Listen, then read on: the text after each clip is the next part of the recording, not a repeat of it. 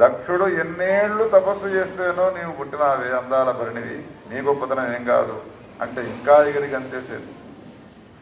సంసారం చేసేటువంటి లక్షణం ఎవరికి ఉంటుంది అంటే ఎవరైతే తన అత్తామామలను పొగుడుతూ ఉంటారో, నిజమైనటువంటి స్వరూప స్వభావాలు కలిగినటువంటి అత్తామామలను ఎవరు పొగుడుతూ ఉంటారో ఆ కూతురుకు సంతోషానికి అవధులు లేకుండా పోతాయి. శ్రోతలారా, ఎప్పటికీ ఈసడించుకోవడాలు, కోపానికి రావడాలు, వాళ్ళను తిట్టడాలు, మనకు జన్మనిచ్చిన తల్లిదండ్రులు ఎట్లానో మన భార్యకు జన్మనిచ్చినటువంటి తల్లిదండ్రులు కూడా జననీ జనకులతో సమానమై ఉంటారు.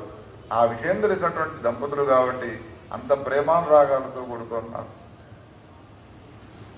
భార్యకు ఏది ఇష్టమవుతుందో తనకు ఇష్టము లేకపోయినప్పటికీ కూడా తాను ఇష్టపడాలి, నేర్చుకోవాలి. ఆమెకు ఇష్టమయ్యే పదార్థాలు ఏమిటో